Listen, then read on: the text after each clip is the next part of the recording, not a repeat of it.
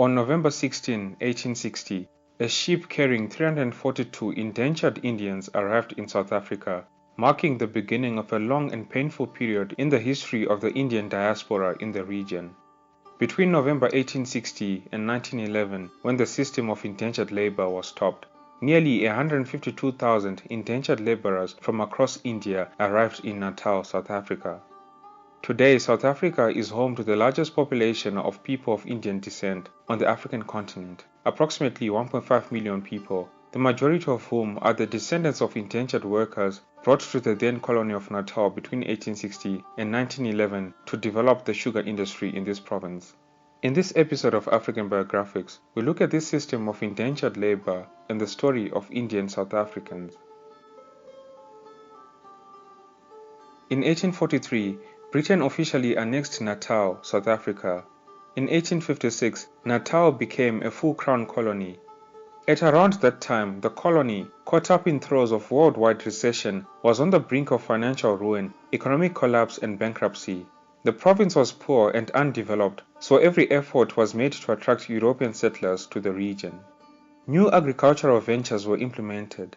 On 30 January 1852, after numerous trials, Edmund Morwood succeeded in perfecting the production of sugarcane on his farm in Natal. This success story brought more white colonizers into the country. As a result, the demand for labor for Natal's sugarcane fields increased dramatically. The Zulus, who were the indigenous people of this region, shunned the agricultural work. For them, the work was women's work and they could not identify with a wage market. They were also not amenable to contract employment. They were pastoralists and showed little interest in becoming wage earners. The solution to the labor shortage was arranged between the British government and the government of India. Keep in mind that during this period, the subcontinent of India was part of the British Empire. So with this arrangement, the Natal colony was permitted to import indentured labor, a practice that dated to the early 1800s in other parts of Africa, such as the island of Mauritius. The system of indenture was created mainly in response to the labor crisis experienced in sugar-producing areas after the abolition of slavery. The scourge of the slave trade came to an end within the British Empire in 1833 when England abolished it. Slaves throughout the British Empire were set free, and this heralded the end of free labor. Here's a brief explanation of what the indentured system entails. Indenture is a type of debt servitude, but it is different from slavery. Under the various terms of conditions of indentureship, workers are to receive food and a small monthly stipend in return for their labor. In the case of Indian indentured laborers, they were promised crown lands and citizenship at the end of 5 years, but unfortunately for them, this promise wasn't entirely honored. During this time, many parts of India were struck by severe famines and epidemics. Life was a continuous struggle for the people of India. So when the recruiters called at the villages, the people grabbed this opportunity to go to South Africa. New recruits were promised land, wealth and better prospects in Natal. Thousands of people left their villages in droves to seek a better future in Natal. But given the high levels of illiteracy, few workers understood the terms of the contracts that they put their thumb imprint to. Many were commonly misled about where they were departing for and the wages that they would receive. Some of the workers were recruited from rural India to work in cities like Calcutta, but once they were there, they were tricked or persuaded to sign the contract which took them to the immigration depot and to the plantations overseas. In other cases, they were lied to about the length of the journey. Over 2/3 of the Indians came from southern India, with the rest coming from northern India. The emigrants were for the most part from rural areas and were mainly low-caste Hindus from Madras, and about 1/3 were women.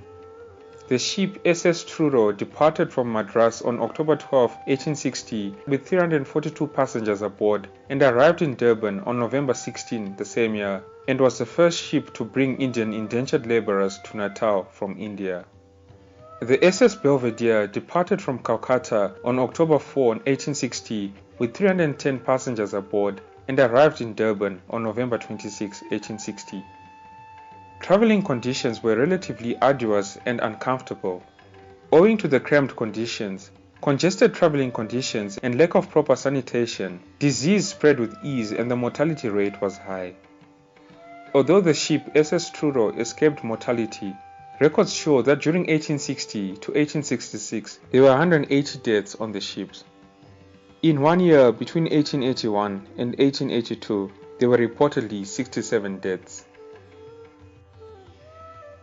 Upon arrival in Natal, the passengers were herded into what was described as unfinished barracks surrounded by pools of stagnant water. They were expected to find their own place to relieve and wash themselves in a wild, soggy, mosquito-infested, swampy area. The immigrants remained under guard in the barracks until the planters came to claim their commodities.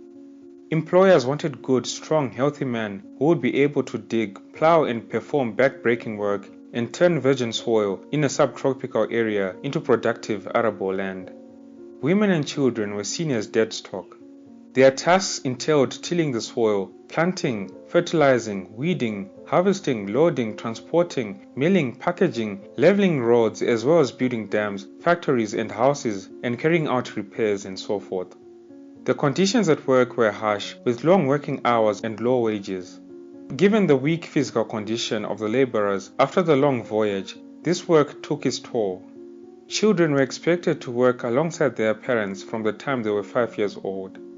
If you woke up late, that is later than 3 a.m., you got whipped. No matter what happened, whether there was rain or thunder, you had to work.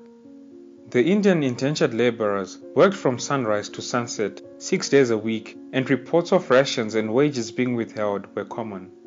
Many workers tried to escape their harsh life but were recaptured and imprisoned. Sometimes their initial 5-year contract was doubled to 10 years for attempting to flee.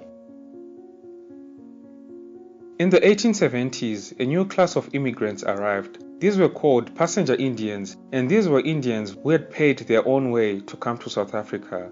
They were mostly from Gujarati and were traders and mostly Muslim. They began to set up businesses in Natal, the Transvaal and the Orange Free State, and to compete with white shopkeepers who felt threatened by the competition. In Natal, the number of Indians had surpassed the number of whites by the 1890s, and the dangers posed by the Indian vote became a rallying point for white people. The white settlers started to feel threatened by a settled Indian population and passed legislation to curb their immigration, trading, employment and residence rights.